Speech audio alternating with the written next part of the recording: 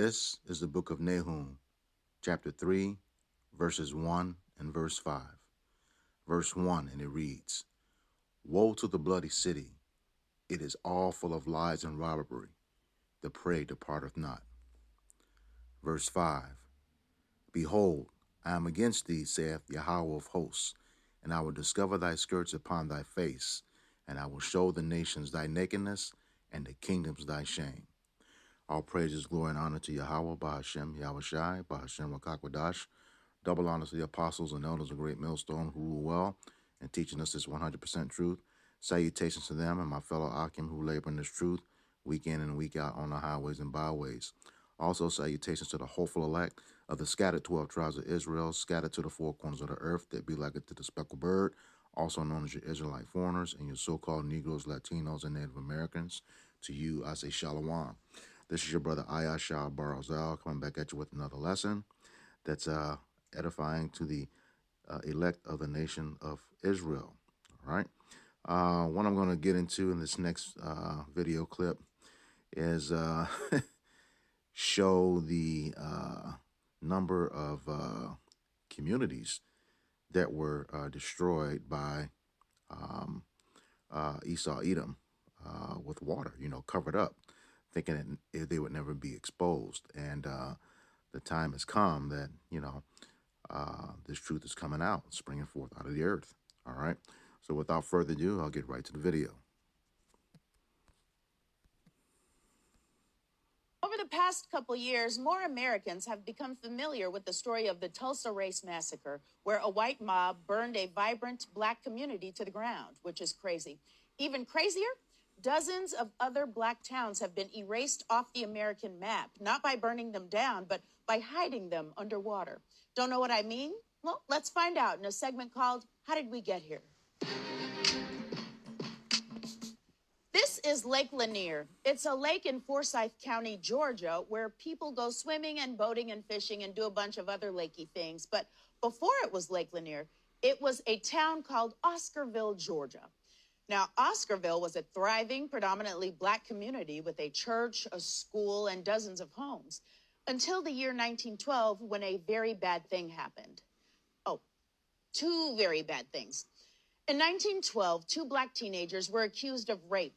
They were tried, convicted, and sentenced to death in a single day. And after they were executed, a mob of white men terrorized, drove out, or killed all the black people in the surrounding area. And they did that until the entire black community of Oscarville disappeared. The county went from having over 1,000 black residents in 1912 to 0 in 1920. That story is so sad, it makes this story look like a comedy. After the black community had been run off, the white people of Forsyth County said, you know what we could use? A big old lake. So they made one, right where the town of Oscarville had just been. They flooded the area and literally covered up the entire town with water. This is what it looks like right now. But the town is still under there. The homes and churches and schools, they're still down there. And now people go boating on top of them. Compared to that, this is truly a rom-com. Now, you might be thinking, what a weird, isolated incident. But just like the rat who ate the pizza in the subway, this story is both crazy and common. Ever heard of Collegia, Alabama? It was once a thriving black community with a black college, the first black railroad, and literally hundreds of family homes. Today, it's Lake Martin. At least they had the decency to name it after a black person. And if you think this kind of thing only happened in the South, let me introduce you to a place called Central Park. It's named after that coffee shop on Friends. Central Park used to have a black community in it called York Hill. But the city of New York destroyed York Hill so that they could build the Central Park Reservoir. Because if there's one thing New York needs, it's another place for ducks to hang out. But if you come here, don't try and feed those ducks. They are very aggressive. Mess around and lose a finger. Now, when the residents of York Hill were kicked out of their homes, they fled to another black community nearby called Seneca Village. And then a few years later, New York destroyed Seneca Village too, so that they could build Central Park on top of it. The craziest part of this story is that I work a few blocks away from a place where the government disappeared two black communities. And Until recently, I didn't know about any of it. You know why? Because it worked.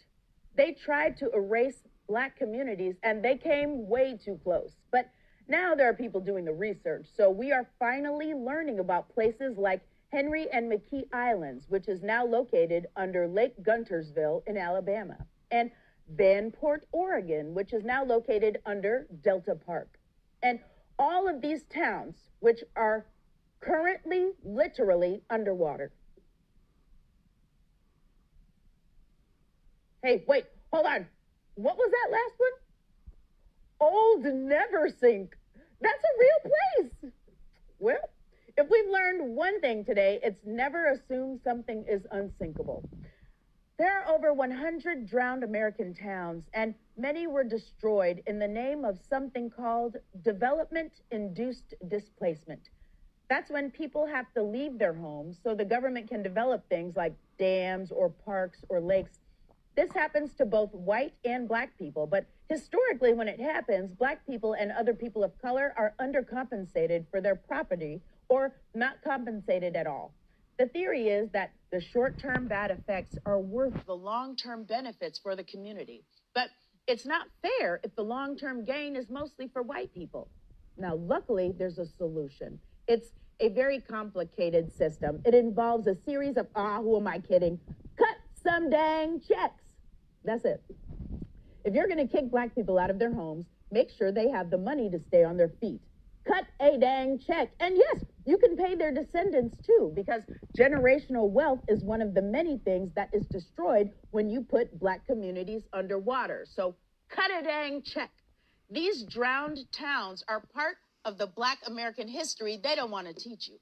It's ugly and it's gross and we don't even know all of it. And the more we find out, the harder it is to love this place that would do those things to so many people. And if you're feeling this way, which I often do, you can try loving what this country could become instead. Our history may be full of pain, but our future has limitless possibilities. So look to the future while simultaneously being suspicious of every lake you see. This has been How Did We Get Here?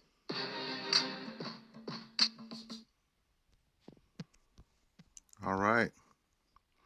A lot of information in that video about a lot of our towns that were submerged underwater and also came additionally with the expense of life and bloodshed. But just a couple of things regarding the content. Like I said, she gave some very good history. However, there will be no check cut. You know, we are under those curses. There will be no reparations. Okay. And as far as this country is concerned, there's where she also lacks wisdom as well too. This place is finished. When I say this place, Babylon the Great, aka America. Okay, it is finished. We're almost out of here. You know, this, like I said, this truth is coming forth, and Esau can't hide anymore. All right, he thought he could, but he can't hide anymore.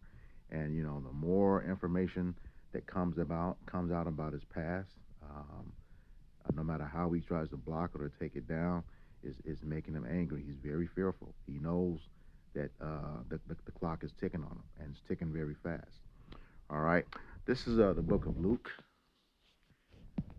chapter 8, and verse 17. And these are the words of Yahushua, red letter. For nothing is secret that shall not be made manifest, neither anything hid that shall not be known and come abroad. All right. So, you know, they covered up whole towns. And, you know, she named 5, but then she went on to give a whole list of them. And, you know, did not think that this information, Esau did not think this information was going to come forth. All right. But it has. All right. And that's his mindset. You know, he believes that, you know, he can get away with anything he wants to, and no one will ever find out about it. All right?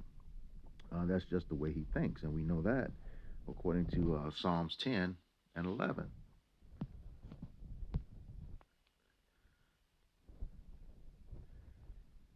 And it reads, He hath said in his heart meaning his mind, Yahweh hath forgotten. He hideth his face, he will never see it. I mean, that's that is, literally how this man thinks. Just in the scripture above, verse 4, um, he says, "Wicked through the pride of his countenance will not seek after Yahweh. Yahweh is not in all his thoughts." So he doesn't think the Most High sees his iniquities and what he's done. All right, that's simply not true, because the Lord says his eyes are 10,000 times brighter than the sun. Let me get that in the book of Sirach, or Ecclesiasticus, chapter 23, verse 19. And it reads, "Such a man only feareth the eyes of men, and knoweth not that the eyes of the Lord are 10,000 times brighter than the sun, beholding all the ways of men, and considering the most secret parts." So yeah, he'll never admit it, but he fears the prophets, of Yahweh Bashem Yahweh Shai, revealing his wickedness, on a daily basis, continually around the clock. You see that, on the highways and byways, and the video epistles that they go out, every single day. Like I said, around the clock. He fears that, and which is why he, likes to snatch down pages, has these algorithms searching our videos for keywords, to take him down. And he's in great fear because he's being exposed. All right. But like I said, the eyes of the Lord are 10,000 times brighter than the sun. Even the things that the prophets have not seen, or some of their own people have not seen, the Lord knows that he's done those things. All right. And how does he know that? This is the book of Isaiah 46 and 10.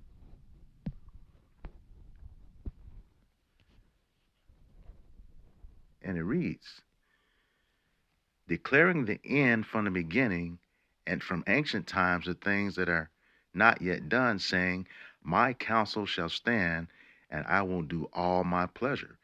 So, Esau Edom did not think that the Lord saw this. Like the scriptures say, he creates peace, he creates evil. All right? That's that balance that the Lord has. As Proverbs 11 and I think 1 says, a false balance is an abomination to the Lord. So when you hear that he's an all-loving God, all good, all that, one way, that's just simply not true. All right? But he said he declared the end from the beginning, and from ancient times the things that are not yet done, saying, My counsel shall stand, and I will do all my pleasure. Just as he allowed that evil to happen to Jake, the truth of it is coming out now. And he knew that that was coming. All right? And like I said, it will do all his pleasure. All right? This is Psalms 85 and 11.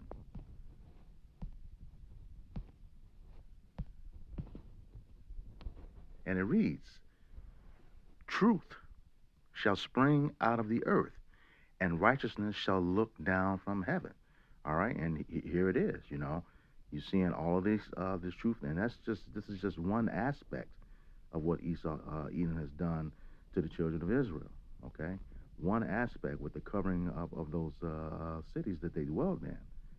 Covering up, drowning the people, and like I said, killing them. All right, that's just one aspect of it.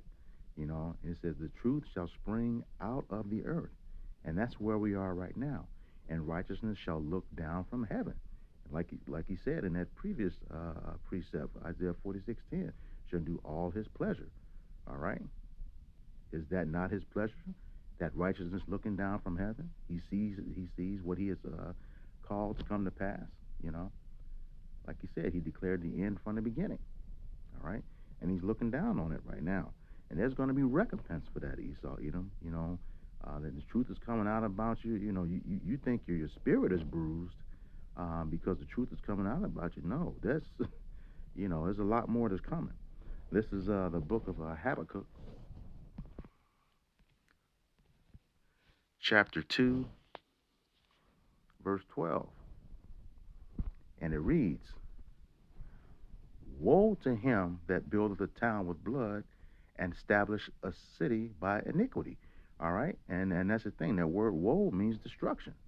So it's destruction coming to you, Esau, Edom, all right, for what you did. That builded a town with blood and established a city by iniquity. That's exactly what you did. You know, you went through those communities,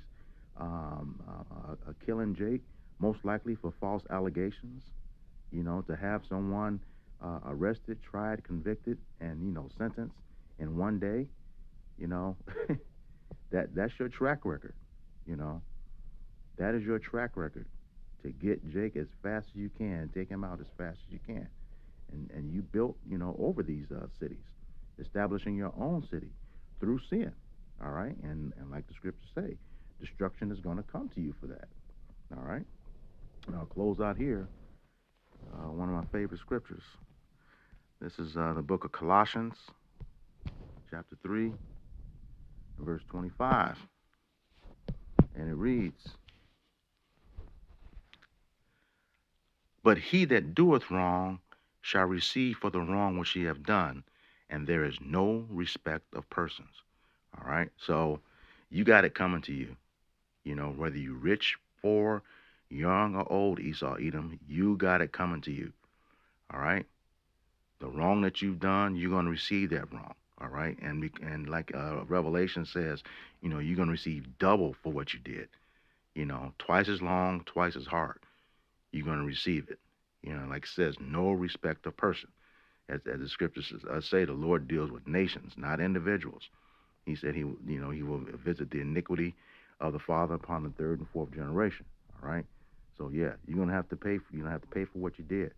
All right. And like I said, that's just one aspect, the covering up of those cities with water. All right. With that, I hope this lesson was edifying for the body. Once again, I'm going to give all praises, glory, and honor to Yahweh, Bahashem, Yahweh Shai, Bahashem, Rakakwadash. Double honors to the apostles and elders of Great Millstone who were well in teaching us this 100% truth.